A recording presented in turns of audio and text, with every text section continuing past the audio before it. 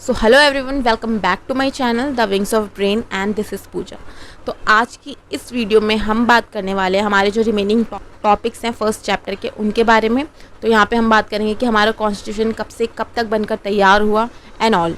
तो अगर आपने इसका फर्स्ट पार्ट नहीं देखा है तो ऊपर आई बटन में आपको उसका लिंक मिल जाएगा, तो मेक श्योर आप उस वीडियो को जाकर भी ज़रूर देख लेना।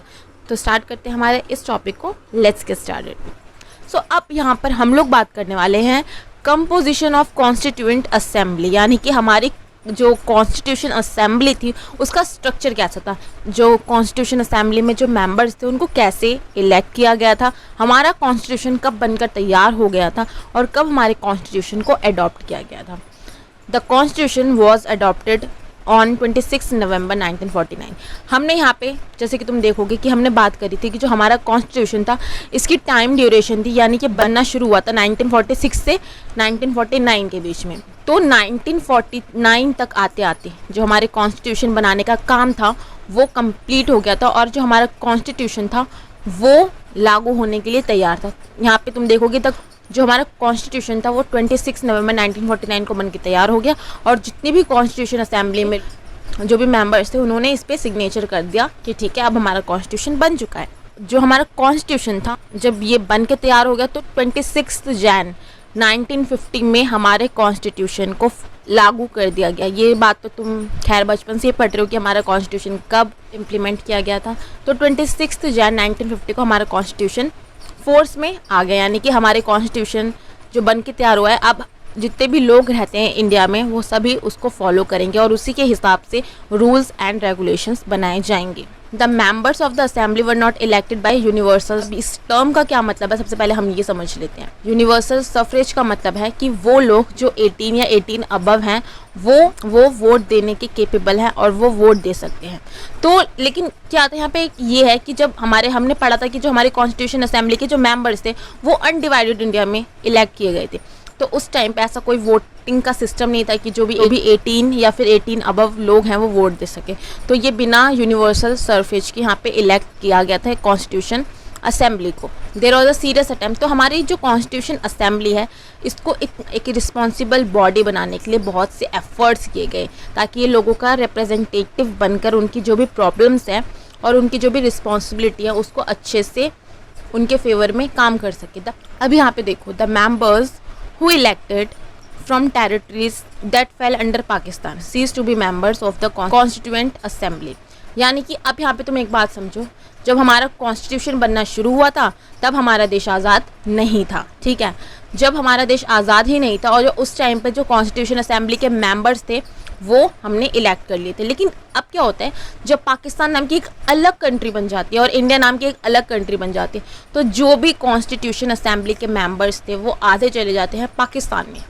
अब वो लोग पाकिस्तान में चले गए तो इससे क्या हुआ, जो भी इंडिया में कॉन्स्टिट्यूशन असेंबली में मेंबर्स थे वो जो नंबर ऑफ मेंबर्स है वो कम होके हो गए 299। तो यहाँ पे तुम देखोगे 299 मेंबर्स हो गए हमारी कॉन्स्टिट्यूशन असेंबली के। और इवन एक बात और, जब हमारा कॉन्स्टिट्यूशन 26 जनवरी 1950 को लागू कर दिया गया उस दिन तो और कम मेंबर्स प्रेजेंट थे और उन्होंने इस पर सिग्नेचर किए थे। तो इस तरह से हमारी जो कॉन्स्टिट्यूशन असेंबली है इसको बनाया गया था द प्रिंसिपल ऑफ डेलिब्रेशन। अब इसका क्या मतलब है, यानी कि हमने पढ़ा कि हमारी कॉन्स्टिट्यूशन असेंबली के जो मेंबर्स थे वो किस तरह से इलेक्ट किए गए थे, उनकी क्या क्या रिस्पॉन्सिबिलिटी थी, उन्होंने कॉन्स्टिट्यूशन को किस तरह से डिज़ाइन किया था। जस्ट एग्जांपल मान लो कि तुम किसी ग्रुप के साथ काम कर रहे हो जिसमें 4 से 5 स्टूडेंट्स हैं, ठीक है। अब कभी कभार ऐसा होगा ना कि तुम्हारा ओपिनियन किसी दूसरे स्टूडेंट के साथ मैच ना करे या जो दूसरा वाला स्टूडेंट है उसका किसी और के साथ मैच ना करे, तो इस तरह से डिफरेंसेस हो जाते हैं ग्रुप में काम करने से। तो ऐसी ही सेम सिचुएशन थी हमारे कॉन्स्टिट्यूशन मेकर्स के सामने। So there were legitimate differences of principle. अब जो हमारे कॉन्स्टिट्यूशन मेकर्स थे उनके जो ओपिनियंस थे वो अलग अलग थे, उनका जो आइडिया था काम करने का वो अलग अलग था, फिर भी उन्होंने साथ मिलकर काम किया। अब पहले हम ये समझ लेते हैं कि उनके जो ओपिनियंस थे किस बात पे उनके बीच में डिफरेंसेस थे। तो first is, should India adopt a centralised और डिसेंट्रलाइज्ड सिस्टम ऑफ गवर्नमेंट, यानी कि जो इंडिया है उसको कौन सा मॉडल अपनाना चाहिए, सेंट्रलाइज्ड या फिर डिसेंट्रलाइज्ड। आगे इन टर्म्स को डिटेल में पढ़ने वाले हो कि तो इसको लेकर हमारे कॉन्स्टिट्यूशन मेकर्स में डिफरेंसेस थे कि कौन सा मॉडल लिया जाए अब। What should be the power of judiciary. हमें पता है कि अगर हमारे फंडामेंटल राइट्स का कोई वायलेशन करता है तो भाई हमें तो जाना है जुडिशरी में, पर जुडिशरी की क्या पावर होगी, किस तरह से जुडिशरी रिस्पॉन्सिबल होगी लोगों के लिए। अब ये भी एक बहुत बड़ा सवाल था। Should the constitution protect property rights. अब फॉर एग्जांपल ये मान लो कि जो गवर्नमेंट है वो एक एयरपोर्ट बनाना चाहती है, लेकिन उसके आसपास जो लोग रह रहे हैं, जिनके फ्लैट्स हैं, तो उस एयरपोर्ट को बनाने के लिए तो वो जो भी बिल्डिंग है उसको वहाँ से हटाना पड़ेगा। तो क्या जो कॉन्स्टिट्यूशन है, जो लोग वहाँ पे रह रहे हैं, जिनके घर वहाँ पर है, तो क्या उनकी प्रॉपर्टी को भी प्रोटेक्ट करेगा? तो ये भी एक बहुत बड़ा क्वेश्चन था उस टाइम पे। But every issue was discussed with great sophistication.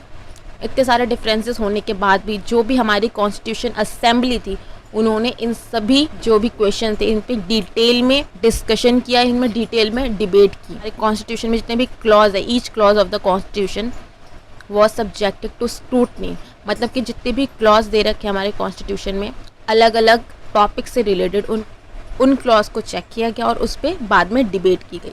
तो इस तरह से हमारी जो कॉन्स्टिट्यूशन असेंबली थी, उन्होंने अपना काम पूरी रिस्पॉन्सिबिलिटी के साथ किया। तो ये था काम करने का तरीका हमारी कॉन्स्टिट्यूशन असेंबली का।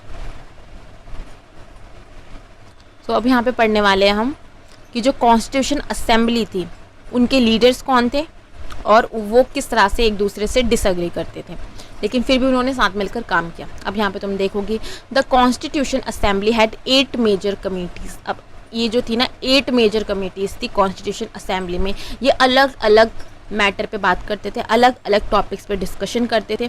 मान लो कोई प्रॉपर्टी, जैसे कि हमने पहले पढ़ा था, जैसे कि हमने यहाँ पे भी पढ़ा है कि इतने सारे डिफरेंसेस थे। कहीं पे ये कौन सा मॉडल लेना चाहिए इंडिया को, जुडिशरी की क्या पावर होगी, कॉन्स्टिट्यूशन कौन से राइट्स को प्रोटेक्ट करेगा। सो ये सारी जो थे टॉपिक्स थे। तो इन्हीं के जैसे और भी टॉपिक्स थे, जिसके कारण जो कॉन्स्टिट्यूशन असेंबली थी उन्होंने 8 मेजर कमेटीज़ बनाई डिफरेंट सब्जेक्ट पे, डिफरेंट इश्यूज़ को कवर करने के लिए। जवाहरलाल नेहरू, डॉक्टर राजेंद्र प्रसाद, सरदार पटेल यानी कि जो सरदार वल्लभ भाई पटेल हैं, और डॉक्टर भीमराव अंबेडकर, इन सब ने मिलकर ये जो अलग अलग कमेटीज़ है इनको लीड किया। They were not agreed with each other. Even जो डॉक्टर भीमराव अंबेडकर थे वो एक क्रिटिक थे कांग्रेस और गांधी के। अब वो क्यों थे? क्योंकि उनका कहना ये था कि जो कांग्रेस है या फिर जो गांधी है, वो जो भी शेड्यूल कास्ट है उनके अपलिफ्टमेंट के लिए काम में नहीं करते हैं। और जो पटेल और नेहरू थे वो डिसएग्री थे बहुत से इश्यूज़ पे, बट इन सभी डिफरेंसेस के बाद भी yet they all work together. इन सब ने मिलकर काम किया कॉन्स्टिट्यूशन के लिए। सो इन सारी जो कमेटीज़ थी इनकी रिस्पॉन्सिबिलिटी थी, ये जो कमेटीज़ थी क्या करती थी, अलग अलग टॉपिक्स पे प्रोविजंस तैयार करती थी। तो यहाँ पे क्या है, जितने भी कमेटी के मेंबर्स थे वो अलग अलग प्रोविजंस तैयार करते थे अलग अलग टॉपिक पे। तो उसको तैयार करने के बाद जो भी पूरी असेंबली होती थी कॉन्स्टिट्यूशन असेंबली, वो उस पर डिटेल में डिस्कशन करती थी। तो अब यहाँ पे हमारा एक क्वेश्चन आता है कि हमारा कॉन्स्टिट्यूशन कितने टाइम में बनकर तैयार हो गया। तो the constitution took 2 years 11 months and 18 days to become, यानी कि 2 साल 11 महीने और 18 दिन में हमारा कॉन्स्टिट्यूशन बन के तैयार हो गया था। बट इसके बनने का प्रोसेस कब से शुरू हो गया था? इसके बनने का प्रोसेस शुरू हो गया था 1946 से। उसके बाद कॉन्स्टिट्यूशन असेंबली बनी, लेकिन फाइनली 2 साल 11 महीने और 18 दिन में हमारा कॉन्स्टिट्यूशन बनकर तैयार हो गया था। अब हम इसको समझेंगे कि द ऑब्जेक्टिव रेजोल्यूशन है क्या। जो ऑब्जेक्टिव रेजोल्यूशन है इसको हिंदी में कहा जाता है उद्देश्य प्रस्ताव। द ऑब्जेक्टिव रेजोल्यूशन क्या है? The define the aim of the assembly, की जो हमने कॉन्स्टिट्यूशन असेंबली बनाई है उनको किन किन वैल्यूज़ पे काम करना है। इसे किसने इंट्रोड्यूस किया था? इसे इंट्रोड्यूस किया था पंडित जवाहरलाल नेहरू ने 1946 में। और इसमें क्या था बेसिकली, इसमें क्या बात की गई थी कि जो हमारा कॉन्स्टिट्यूशन बनाने वाली असेंबली है उन्हें किन वैल्यूज़ पे काम करना है, जो कि था इक्वालिटी, यानी कि जो कॉन्स्टिट्यूशन असेंबली है उन्हें इक्वालिटी पे, लिबर्टी पे, डेमोक्रेसी पे, सोवर्निटी पे, कॉस्मोपॉलिटन आइडेंटिटी, यानी कि हम सबकी एक आइडेंटिटी होगी। तो इन्हीं कुछ वैल्यूज़ पे हमारे कॉन्स्टिट्यूशन पे बात की जाएगी। तो ये पंडित जवाहरलाल नेहरू के द्वारा इन वैल्यूज़ को सबसे आगे रखा गया था कॉन्स्टिट्यूशन असेंबली में। इंस्टीट्यूशनल अरेंजमेंट, हमारी कॉन्स्टिट्यूशन असेंबली ने किस तरह से मैटर्स है उनके बीच में बैलेंस रखा। The constitution assembly spend a lot of time on evolving the right balance among the institution, यानी कि जो भी हमारी एग्जीक्यूटिव है, जो भी हमारी लेजिस्लेचर है, जो भी हमारी जुडिशरी है और जो भी हमारी मीडिया है, ये हमारे डेमोक्रेसी के 4 पिलर्स हैं, ठीक है। इनके बीच में बैलेंस रखना बहुत ज़्यादा ज़रूरी है। तो हमारी कॉन्स्टिट्यूशन असेंबली ने इनके बीच में बैलेंस रखने के लिए बहुत ज़्यादा टाइम लगाया और ऐसे रूल्स बनाए जिससे कि इन सभी के बीच में बैलेंस बना रहे। गवर्नमेंट मस्ट बी डेमोक्रेटिक, जो हमारी गवर्नमेंट है वो डेमोक्रेटिक होगी, जो लोग हैं वो वोट देने जाएंगे, और जो हमारी गवर्नमेंट है वो कमिटेड होगी ताकि वो लोगों के लिए ज़्यादा से ज़्यादा वेलफेयर स्कीम बना सकें। The constitution maker did not hesitate to learn from experiments and experiences of other countries. अब यहाँ पे एक सबसे बड़ा क्वेश्चन आता है कि क्या जो हमारा इंडिया है, जो हमारे कॉन्स्टिट्यूशन मेकर्स है, क्या उन्होंने हमारे इंडिया का कॉन्स्टिट्यूशन बाकी की कंट्रीज़ को देखकर बनाया? द सेकेंड क्वेश्चन इज़, क्या इंडिया का जो कॉन्स्टिट्यूशन है वो उधार लिया गया कॉन्स्टिट्यूशन है? Makers of the constitution were not against borrowing from other constitution traditions. अब इसका आंसर तुम्हें मिलेगा कि क्या हमारा जो इंडिया का कॉन्स्टिट्यूशन है, क्या वो एक उधार लिया हुआ कॉन्स्टिट्यूशन है, या फिर एक तरह से हमारे कॉन्स्टिट्यूशन मेकर्स ने किसी और के संविधान को देखा और उसी को देख के हमारा कॉन्स्टिट्यूशन बना दिया? तो ऐसा बिल्कुल भी नहीं है। अब यहाँ पे ये है कि देखो, हमारे कॉन्स्टिट्यूशन मेकर्स ने क्या किया, डिफरेंट कॉन्स्टिट्यूशंस को पढ़ा, चाहे वो ब्रिटेन का कॉन्स्टिट्यूशन हो, चाहे वो अमेरिका का कॉन्स्टिट्यूशन हो, चाहे वो ऑस्ट्रेलिया का कॉन्स्टिट्यूशन हो, या वो किसी और कंट्री का कॉन्स्टिट्यूशन हो, उसको पढ़ा, वहाँ से आइडिया लिया। अब वहाँ से आइडिया ले लिया, उसके बाद उसे अपनी कंट्री यानी कि हमारे इंडिया पे आजमा के देखा कि क्या ये रूल्स हमारे इंडिया पे फिट बनते हैं, और उसके अकॉर्डिंग इंडिया की सोसाइटीज़ के अकॉर्डिंग उन रूल्स और रेगुलेशन में ट्रांसफॉर्मेशन करके हमारे कॉन्स्टिट्यूशन मेकर्स ने हमारा कॉन्स्टिट्यूशन बनाया। तो इसको हम ये नहीं कह सकते कि हमारा कॉन्स्टिट्यूशन जो फॉरेन कंट्रीज़ है उनकी नकल है, ऐसा बिल्कुल भी नहीं है। हमने अपने कॉन्स्टिट्यूशन में अपनी सोसाइटी के अकॉर्डिंग जो है चेंजेस करे हैं, तो इसलिए ये हम ये नहीं कह सकते कि हमारे कॉन्स्टिट्यूशन मेकर्स ने हमारा जो कॉन्स्टिट्यूशन है इसे बाहर से बोरो करा है, तो ऐसा बिल्कुल भी नहीं है।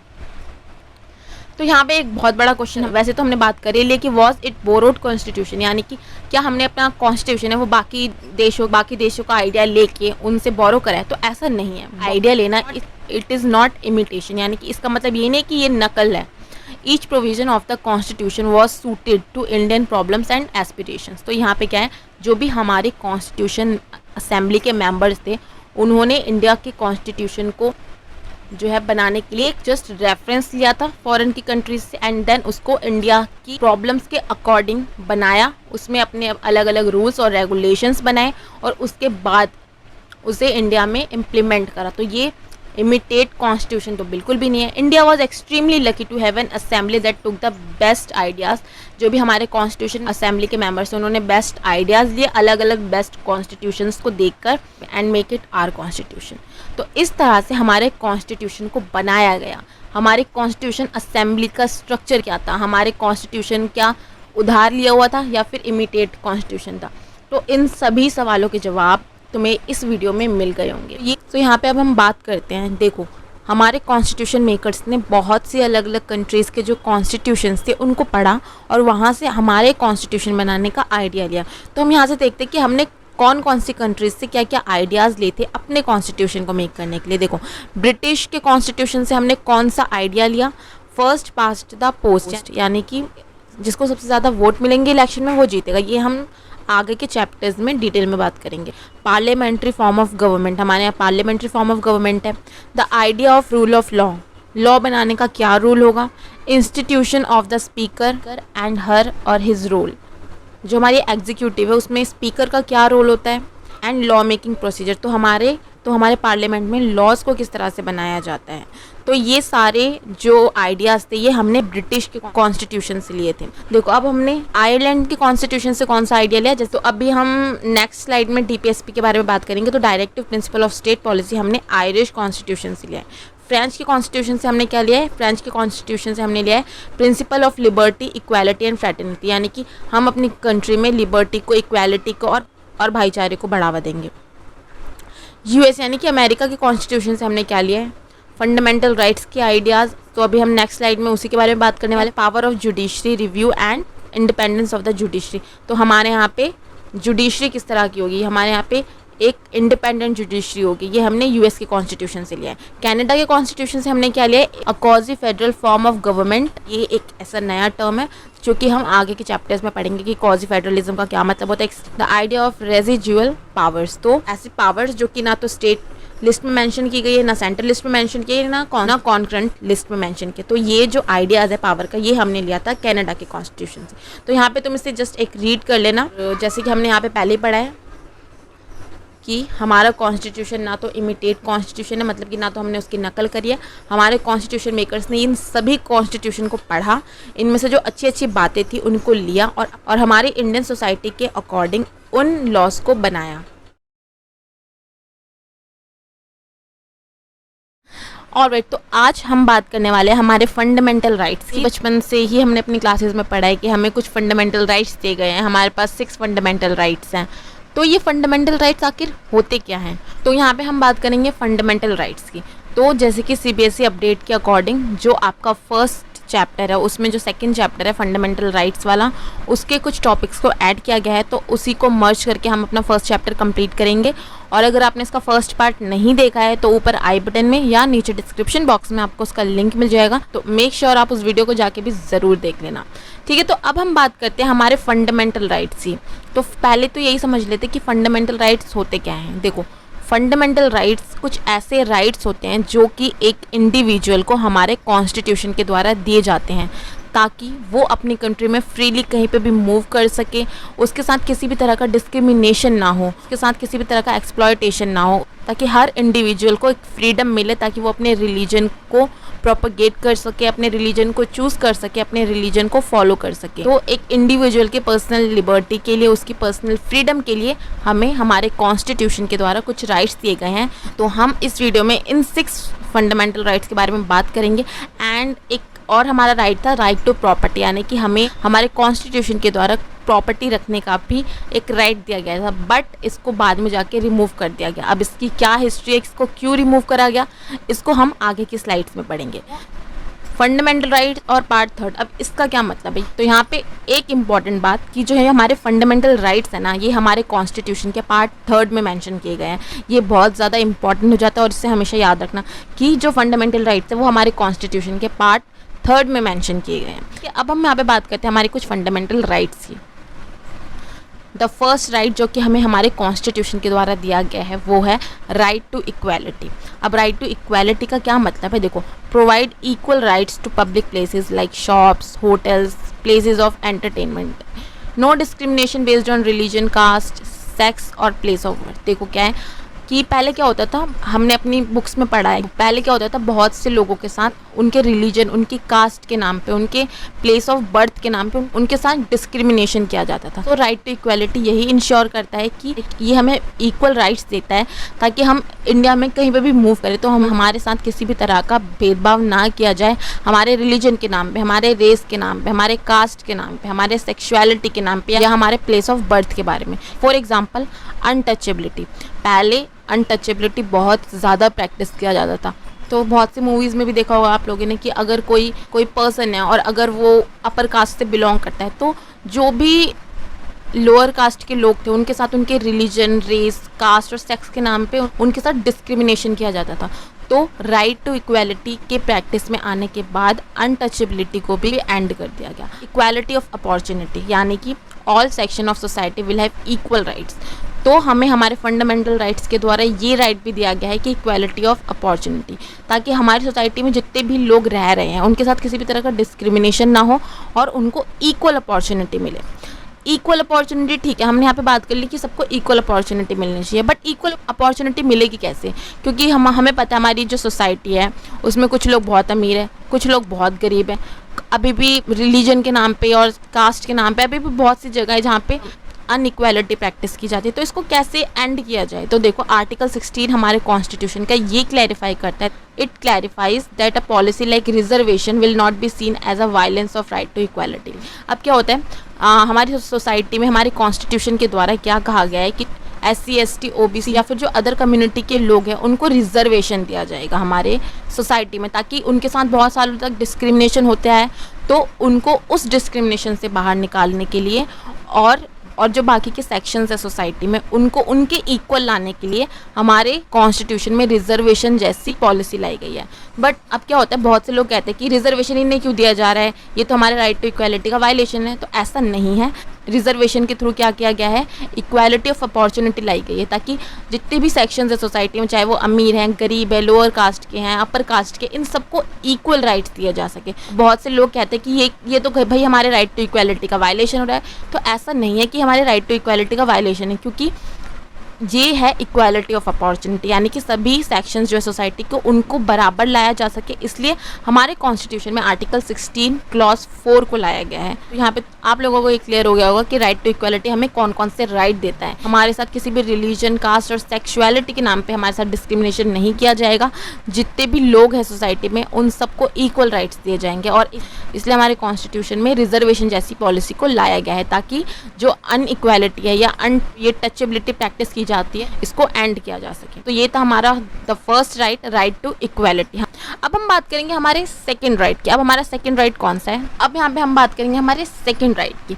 तो हमें हमारे कॉन्स्टिट्यूशन के द्वारा राइट टू फ्रीडम दिया गया है। अब ये राइट टू फ्रीडम क्या होता है? देखो, right to life and personal liberty. तो देखो, पहले हम इसी को समझ लेते हैं कि राइट टू लाइफ और ये पर्सनल लिबर्टी का क्या मतलब होता है। देखो, हमारा जो आर्टिकल 21 है उसमें राइट टू लाइफ और पर्सनल लिबर्टी को मेंशन किया गया है। राइट टू लाइफ में क्या आएगा कि हमें हमारा बर्थ होता है, उसी के साथ हमें राइट टू लाइफ मिलता है, और हम राइट टू लाइफ के तहत ही हमें एक रिस्पेक्टफुल लाइफ जीने का अधिकार है। देखो, राइट टू लाइफ तो हमें अपने बर्थ से ही मिला है, बट राइट टू लाइफ में और भी तो चीज़ें आती हैं ना जो हमारी लाइफ के लिए ज़रूरी है। तो उसमें क्या आ जाएगा, हमें एक अच्छा एनवायरनमेंट मिलना चाहिए, हमें अच्छी ऑक्सीजन मिलनी चाहिए, जो गवर्नमेंट है वो हमारी हेल्थ केयर फैसिलिटी का ध्यान रखे, हमारे जो वेलफेयर स्कीम है, right to education, right to health, इन सब का ध्यान रखे। जो भी एक इंडिविजुअल है उसकी पर्सनल ग्रोथ के लिए, उसकी हेल्थ केयर के लिए, उसके एजुकेशन के लिए हमें जो राइट्स दिए जाते हैं वो हमें राइट टू लाइफ के तहत दिए जाते हैं, और कोई भी स्टेट या कोई भी इंडिविजुअल हमसे ये राइट नहीं छीन सकता। और अब बात करते हैं पर्सनल लिबर्टी। अब ये पर्सनल लिबर्टी क्या होती है? पर्सनल लिबर्टी में क्या हो जाता है, एक इंडिविजुअल की खुद की लिबर्टी, यानी जो उसकी पर्सनल प्राइवेसी है, या फिर वो किसी भी कंट्री में फ्रीली मूव करना चाहे तो वो कर सकता है। तो अरेस्ट और स्ट्रॉन्ग रीजन, इसका क्या मतलब है? अगर कोई पुलिस किसी पर्सन को अरेस्ट करते हैं तो सबसे पहली बात तो ये, जिस पर्सन को अरेस्ट किया है गवर्नमेंट के द्वारा उस व्यक्ति को एक लॉयर दिया जाएगा, ताकि जो लॉयर है उस पर्सन को डिफेंड कर सके, और 24 आवर्स के अंदर उसे मजिस्ट्रेट के सामने पेश किया जाना होगा, और देन मजिस्ट्रेट डिसाइड करेगा कि उस व्यक्ति ने कोई ऐसा क्राइम किया है या नहीं किया, और अगर उसने ऐसा कोई क्राइम किया है तो उसे भाई जेल में डाल दो, और अगर नहीं किया तो उसे छोड़ दो। तो ये भी हमें हमारे राइट टू लाइफ और पर्सनल लिबर्टी के तहत ही दिया जाता है। The second is right to freedom of speech and expression. तो हमें हमारे कॉन्स्टिट्यूशन के द्वारा ये राइट दिया गया है कि हम अपने आइडियाज़ को, अपने थॉट्स को एक्सप्रेस कर सकते हैं। हमें बोलने की आज़ादी दी गई है, हम स्पीच दे सकते हैं, हम अपने आइडियाज़ को एक्सप्रेस कर सकते हैं, but it can be restricted to maintain peace, public order, mortality. अगर हमें राइट टू फ्रीडम दिया गया है, बट इसको रिस्ट्रिक्ट किया जा सकता है कि अगर कोई पर्सन कुछ ऐसे स्पीच दे रहा है जिससे कि हमारे देश की इंटरनल सिक्योरिटी को खतरा पहुँचे, या हमारे जो एक्सटर्नल सिक्योरिटी है उसको खतरा पहुँचे, तो उसका जो ये राइट है उसको रिस्ट्रिक्ट कर लिया जाएगा। या फिर वो पर्सन कुछ ऐसा बोलता है जिससे कि दंगे फसाद हो सकते हैं, तब भी उसका जो ये राइट है उसको रिस्ट्रिक्ट किया जा सकता है हमारे कॉन्स्टिट्यूशन के द्वारा। Right to life with human dignity. तो कॉन्स्टिट्यूशन में ये भी मेंशन किया गया है कि जो भी इंडिविजुअल है उसको एक रिस्पेक्टफुल लाइफ इंश्योर करना, ये हमारे कॉन्स्टिट्यूशन की जिम्मेदारी है। और कॉन्स्टिट्यूशन के जो भी लॉज है उसको इन्फोर्स में कौन लाएगा? वो लाएगी गवर्नमेंट कुछ ऐसी वेलफेयर स्कीम्स और पॉलिसी बनाएगी जिससे कि एक पर्सन को जो है उसके राइट टू एजुकेशन, हेल्थ और ये सारी चीज़ें मिल सके। तो फ्रीडम ऑफ असेंबल पीसफुली, तो हमें हमारे कॉन्स्टिट्यूशन के द्वारा ये राइट भी दिया गया है कि हम अपना कोई ग्रुप बना सकते हैं, हम असेंबल हो सकते हैं, बट पीसफुली तरीके से। कहीं ऐसा ना हो कि हम अपना ग्रुप तो बना रहे हैं बट वो कहीं ना कहीं पब्लिक ऑर्डर को मेंटेन नहीं कर रहे, या फिर वो दंगे फसाद कर रहे हैं, तो उस केस में क्या होगा? उस केस में हमारे जो राइट है उसको रिस्ट्रिक्ट किया जा सकता है। तो अगर हम अपना पीसफुली हम असेंबल हो रहे हैं, किसी भी टॉपिक पे बात करें, तो हाँ, हम उस पर पीसफुली बात कर सकते हैं। तो ये हमारे राइट टू फ्रीडम के तहत आता है कि this is our second right, जो कि था हमारा राइट टू फ्रीडम। तो ठीक है, यहाँ पे हम बात करेंगे हमारे थर्ड राइट की, जो कि है राइट अगेंस्ट एक्सप्लॉयटेशन। अब ये राइट अगेंस्ट एक्सप्लॉयटेशन का क्या मतलब होता है? देखो, the constitution restrict the employment of children below the age of 14 in dangerous jobs like factories and mine. अब क्या होता है, बहुत सी जगह ऐसी होती है जहाँ पे जो 14 साल से कम उम्र के बच्चे होते हैं उनसे कुछ ऐसी फैक्ट्रीज़ में काम कराया जाता है जहाँ पे खतरा होता है कि उनकी जान जा सकती है। ऐसा फॉर एग्जांपल पटाखों की फैक्ट्री में जो 14 साल से कम उम्र के बच्चे हैं उनसे काम नहीं करवाया जाएगा। ये राइट अगेंस्ट एक्सप्लॉयटेशन के तहत आता है। जो हमारा कॉन्स्टिट्यूशन है वो क्या रिस्ट्रिक्ट करता है? Forced labour without payment. तो अगर कोई भी लेबर है उससे विदाउट पेमेंट काम कराया जा रहा है तो ये उसका एक्सप्लॉयटेशन हो रहा है। तो इस केस में जो हमारा कॉन्स्टिट्यूशन है वो इंश्योर करता है कि उस लेबर को जो है उसकी पेमेंट दी जाए, और अगर नहीं दी जा रही तो वो लेबर सीधा जा सकता है सुप्रीम कोर्ट में या हाई कोर्ट में। तो हमारा कॉन्स्टिट्यूशन ये भी रिस्ट्रिक्ट करता है buying and selling of human being, और जो भी किसी भी व्यक्ति को खरीदा या बेचा जाता है तो ये हमारे कॉन्स्टिट्यूशन के अगेंस्ट है। हमारा कॉन्स्टिट्यूशन इन सभी चीज़ों को रिस्ट्रिक्ट करता है, क्योंकि ये सारे जो केसेस होते हैं ये एक इंडिविजुअल के साथ एक्सप्लॉयटेशन करते हैं। तो ये था हमारा थर्ड राइट। अब हम बात करते हैं हमारे फोर्थ राइट की, जो कि है right to freedom of religion. अब ये right to freedom of religion का मतलब ये है everyone is free to choose a religion and practice that religion. किसी भी इंडिविजुअल को ये प्रॉपर राइट दिया गया है कॉन्स्टिट्यूशन के द्वारा कि वो अपना रिलीजन चूज़ कर सकता है और अपने उस रिलीजन को प्रैक्टिस कर सकता है। फ्रीडम ऑफ कंसाइंस, अब ये फ्रीडम ऑफ कंसाइंस का क्या मतलब है, ये थोड़ा सा इंपॉर्टेंट टर्म हो जाता है, पहले हम इसे समझते हैं। ठीक है, देखो फ्रीडम ऑफ कंसाइंस मतलब कि a person may choose any religion और may choose not to follow any religion. तो एक पर्सन को ये पूरा राइट दिया गया है कॉन्स्टिट्यूशन के द्वारा कि वो अपना कोई भी रिलीजन जो है उसे चूज़ कर सकता है।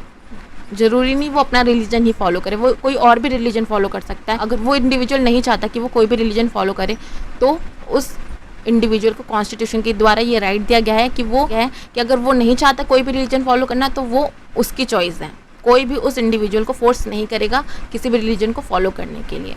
Freedom of profess and propagate any religion, तो यहाँ पे क्या है, हमें हमारे कॉन्स्टिट्यूशन के द्वारा ये राइट दिया गया है कि हम अपने रिलीजन को फॉलो करें, हम अपने रिलीजन का जो है प्रचार कर सकते हैं।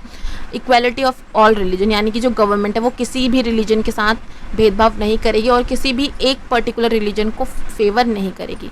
The government can interfere in the religious matter, तो फॉर एग्जाम्पल बैनिंग सती प्रथा या ह्यूमन सेक्रीफाइस। पहले के टाइम पे क्या होता था, बैनिंग सती प्रथा, अगर कोई इंडिविजुअल है और वो मर गया है तो उसकी वाइफ को जिंदा जला दिया जाता था। तो यहाँ पे यही इंश्योर किया गया है कि अगर कोई ऐसी प्रैक्टिस हो रही है किसी भी रिलीजन में जो कि सोशल एविल है, यानी कि किसी पर्सन के लिए खतरा है, तो यहाँ पे गवर्नमेंट इंटरफेयर करेगी और उस रिलीजन में कोई भी ऐसा सोशल एविल है जो कि किसी पर्सन की, किसी इंडिविजुअल की लिबर्टी के लिए और उसकी फ्रीडम के लिए खतरा है। फॉर एग्जाम्पल बैनिंग सती प्रथा, तो यहाँ सती प्रथा को और ह्यूमन सेक्रीफाइस को, इन सभी चीज़ों को बैन कर दिया। तो यहाँ पे गवर्नमेंट इंटरफेयर कर सकती है रिलीजियस मैटर में।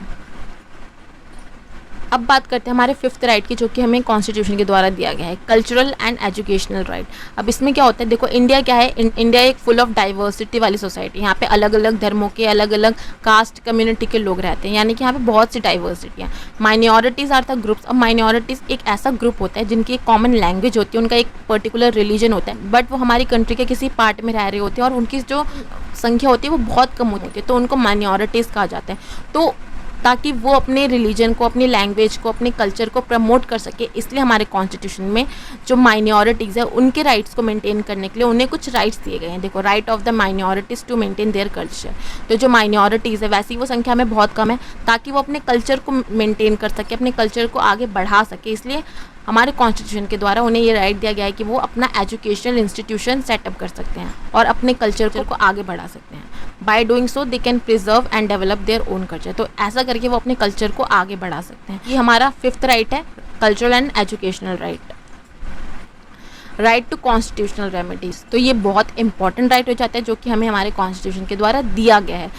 तो ये एक ऐसा राइट है that this right gives the citizen that right to approach a high court और supreme court against their violation by state और अदर इंडिविजुअल। अगर कोई भी इंडिविजुअल है या फिर कोई भी स्टेट है, अगर वो किसी भी इंडिविजुअल से ये 5 राइट रिस्ट्रिक्ट करता है, जैसे कि हमने यहाँ पे पढ़ा है, फ्रीडम ऑफ रिलीजन का हमें राइट है, हमें एक्सप्लॉयटेशन के अगेंस्ट हमें राइट दिया गया है, हमें राइट टू फ्रीडम दिया गया है, हमें राइट टू इक्वालिटी, हमारे सारे फ्रीडम्स हैं हमने पढ़े, ठीक है। अगर इनके साथ कोई भी स्टेट, कोई भी इंडिविजुअल किसी भी तरह का जो है अगर डिस्क्रिमिनेशन करता है या इन राइट्स को वायलेट करता है, तो हम सीधा अप्रोच कर सकते हैं हाई कोर्ट में और सुप्रीम कोर्ट में। तो डॉक्टर भीमराव अंबेडकर ने इस राइट को heart and soul of the constitution का है।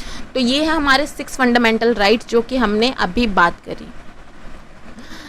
ऑल राइट, तो अगर इनके रिगार्डिंग अभी तक आप लोगों को कोई भी कन्फ्यूज़न है या कोई भी डाउट है तो आप उस डाउट को कमेंट सेक्शन में टाइप कर सकते हो, and I will answer and I will resolve your all the doubts. अब यहाँ पे हम बात करेंगे हमारे नेक्स्ट टॉपिक की, और ये बहुत ज़्यादा इंपॉर्टेंट टॉपिक है, तो इसे ध्यान से समझना। Directive principle of state policy. अब ये कौन सा टर्म है और इसका क्या मतलब है, पहले हम इसे समझेंगे।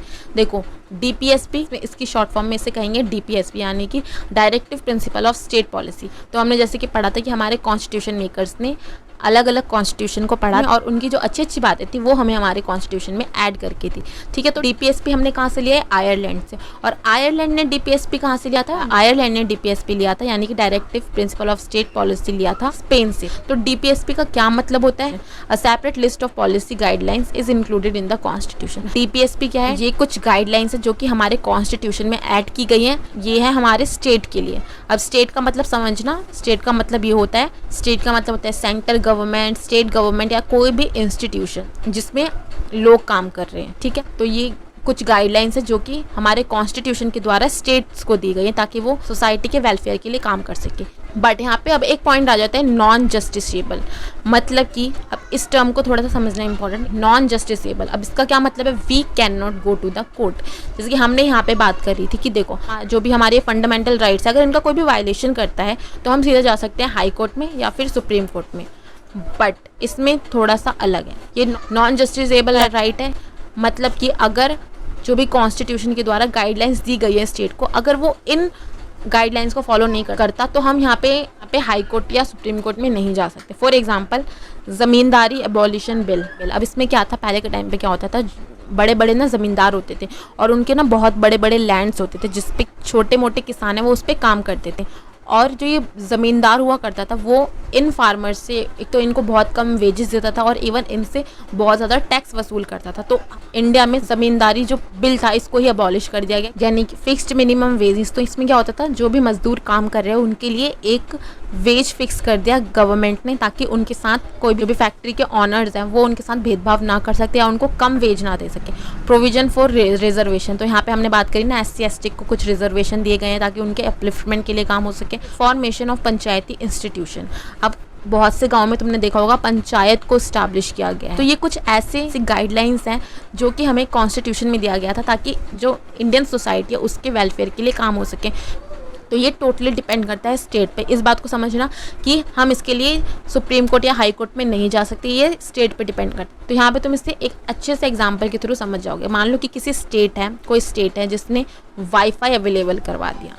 ठीक है, अब उस स्टेट के पास इतनी टेक्नोलॉजी थी, उसके पास इतना टैक्स रेवेन्यू था, तो उसने क्या करा, अपने स्टेट में जो भी लोग रह रहे हैं उसके लिए क्या करा, वाईफाई को अवेलेबल करा दिया। टाइम जो हमारा इंडिया है उसमें 28 स्टेट्स हैं।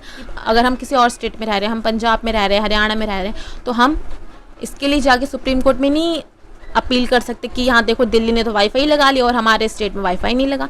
ये टोटल डिपेंड करता है स्टेट पे कि जो भी स्टेट है वो किस तरह से कौन सी पॉलिसी लाना चाहता है ताकि सोसाइटी के वेलफेयर के लिए काम हो सके।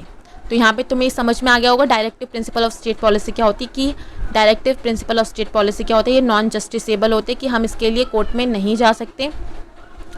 टोटली ये स्टेट पे डिपेंड करता है कि सेंट्रल गवर्नमेंट कैसे रूल्स लाती है या स्टेट गवर्नमेंट कैसे रूल्स लाती है, कोई इंस्टीट्यूशन कैसे रूल्स लाता है ताकि वो अपने जो लोग हैं उसके वेलफेयर के लिए काम कर सके। अब यहाँ पे तुम इसका एक मतलब समझो कि फंडामेंटल राइट्स और डीपीएसपी में क्या डिफरेंस है। देखो, fundamental rights mainly protect the rights of individual. तो देखो जो हमने यहाँ पे अभी राइट्स पढ़े हैं ना, right to freedom of speech and expression, right to constitutional remedies, cultural and educational rights, right to freedom of religion. तो ये हमारे 6 फंडामेंटल राइट्स है जो कि हमें कॉन्स्टिट्यूशन के द्वारा दिए गए। तो ये क्या है, बेसिकली ये इंडिविजुअल्स के राइट हैं, but at the same time DP ensure करता है वेलबींग ऑफ एंटायर सोसाइटी। तो ये जितने भी हमने अभी ये लॉज पढ़े थे ये एंटायर सोसाइटी के लिए थे। Relationship between fundamental rights and DPSP, देखो इसमें क्या होता है, हमने यहाँ पे पढ़ा था डीपीएसपी क्या है कि हम इसके लिए कोर्ट में नहीं जा सकते। अब इसमें रिलेशनशिप क्या है, relationship between fundamental rights and DPSP. Conflict arose when government try to pass DPSP. तो ऐसा कई बार हुआ है कि जब गवर्नमेंट ने ट्राई करा है कि directive principle of state policy को लाया जाए सोसाइटी के वेलफेयर के लिए, तो इसमें फंडामेंटल राइट ऑब्स्टेकल बनकर आया है, मतलब कहीं ना कहीं फंडामेंटल राइट्स इसके बीच में आ गए। फॉर एग्जांपल ज़मींदारी एबॉलिशन, जब गवर्नमेंट ने ज़मींदारी जो प्रथा थी उसको अबॉलिश करा, तो इसमें क्या था, हमने जैसे कि पढ़ा एक बहुत बड़ा लैंड हुआ करता था, उस पर ज़मींदार उस जो था उसका ऑनर हुआ करता था और छोटे छोटे किसान उस पर काम करते थे। तो एक तरह से जो ज़मींदार था वो छोटे छोटे किसानों से टैक्स भी ले लिया करता था।